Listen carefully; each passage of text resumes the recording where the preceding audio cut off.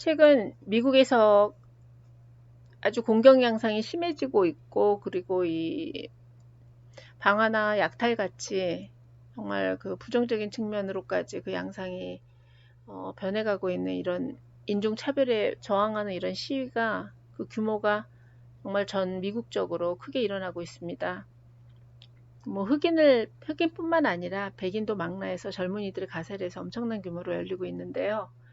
과연 이게 조지 플로이드 이 사건 하나만으로 이루어진 것이 아니라 그 이전부터 현 정부 들어서 오히려 인종차별을 부추기는 듯한 양상을 나타내면서 그 정도가 점점 심해지고 흑인에 대한 압박이요. 그래서 결국은 이렇게까지 분노가 표출되는 것 같습니다.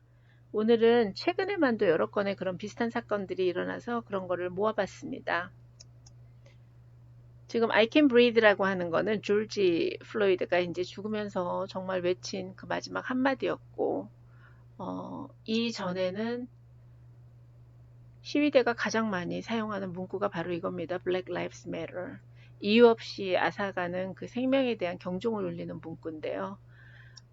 이거는 생전에 조지 플로이드의 모습입니다.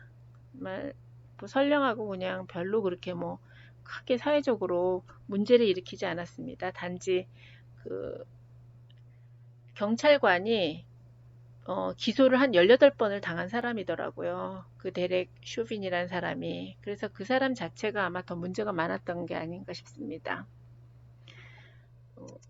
조지 플로이드 말고도 아메드 아브로디, 그 다음에 브런나 테일러 이런 사람들이 무고하게 생명을 빼앗긴 그런 경우에 해당하는데요. 최근에 일어난 사건들이고요. 먼저 아메드 알버리부터 보겠습니다. 아메드 알버리는 25살의 청년이고요. 2월 23일 조지아주 브런스윅 지역에서 한 백인 남자와 그의 아들에 의해서 추격당하다가 총을 맞고 숨졌습니다. 이들은 경찰도 아니었고 자기가 의심하고 있는 그런 사람과 비슷하게 생겼다는 이유로 쫓아와서 죽였는데요. 이때 또 그 지방 검찰청에서는 이들에 대해서 굉장히 관대한 처벌을 내립니다. 한 명은 셀프 디펜스라 그래서 자기 방어라 그래서 풀려났고요. 또 한 사람은 조지아의 시민체포법에 해당하는 거라 별 무리가 없다고 얘기를 했습니다. 그러나 5월 초에 이 알버리의 마지막 순간을 보여주는 36초짜리 비디오가 발표되면서 그게 아니라는 것을 사람들이 알게 되었고 남자들의 체포를 요구했습니다. 이 가해자는 알버리를 죽인 가해자는 64세의 그레고리 맥마이클과 그의 아들인 34살의 트래비스 맥마이클인데요. 5월 7일 체포되어서 살인 혐의로 기소되고 또 살인 범죄가 가중되었습니다. 조지아 수사국은 치명적인 총격 사건을 기록한 이 윌리엄 로드 브라이언 주니어가 체포됐다고 밝혔습니다. 이 젊은이는 고등학교 때 축구 선수였고요. 알버리는 종종 조지아주 자기가 자란 곳에서 조깅하는 것을 즐긴 평범하게 운동하다가 그냥 살해당한 케이스에 해당합니다. 다음 케이스는요.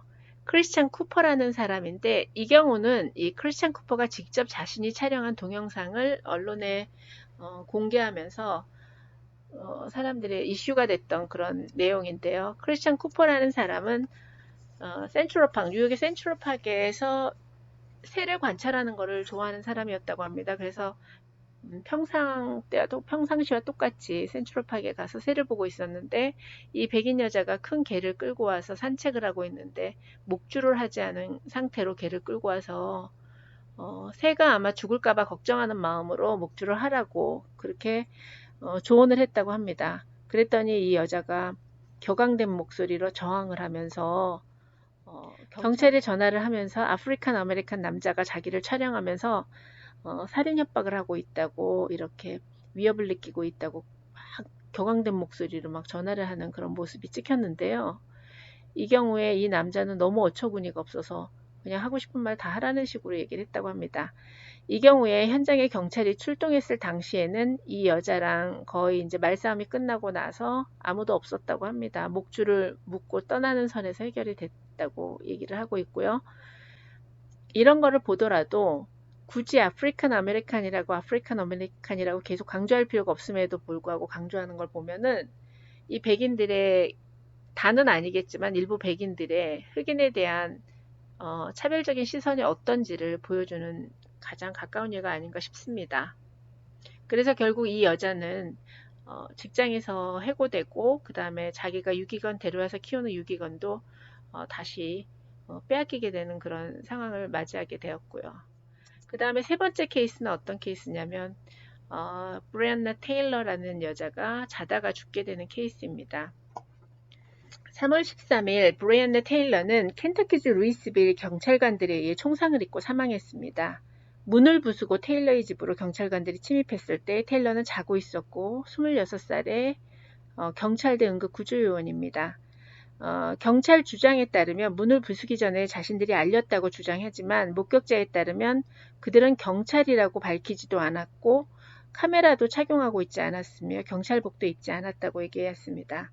테일러의 남자친구인 케네스 워커에 의하면 강도 침입으로 알고 자신이 경찰에 총을 한 발 쐈으며 한 경찰관의 다리에 맞았고 이에 대응 사격으로 경찰들은 비무장 상태인 테일러에게 적어도 8번의 총상을 입혀 죽음에 이르게 했다고 하였습니다.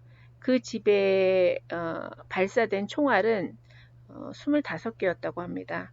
그 후 체포되고 오히려 워커가 체포되고 경찰관 살해 혐의로 테일러의 남자친구인 워커가 체포되게 되었습니다. 경찰관은 자신들은 진행 중인 마약 조사 피의자에 대한 증거를 찾고 있는 중이었다고 말했습니다. 피의자는 테일러의 집에서 무려 10마일이나 떨어진 곳에 살고 있으며 테일러의 집에는 마약은 발견되지도 않았습니다. 그런데도 불구하고 억울하게 이 테일러가 죽고 테일러의 남자친구는 경찰 살해 혐의로 이렇게 붙잡히게 되었습니다. 또 다른 예도 보면은 경찰이 서라고 했는데 만약에 안 섰고 거기에 대응하지 않았다 하면은 어보이던스라 그래서 경찰의 요구에 불응한 그런 범죄에 해당돼서 과잉 진압을 하거나 과잉 체포를 당하는 마약과 연륜돼서 체포를 억울하게 당해서 죽게 되는 이런 경우가 굉장히 비일비재하게 일어나는 것으로 나타나고 있습니다. US 시사 오늘의 시사 내용 관심 있게 보셨나요? 구독과 좋아요 잊지 마세요. 감사합니다.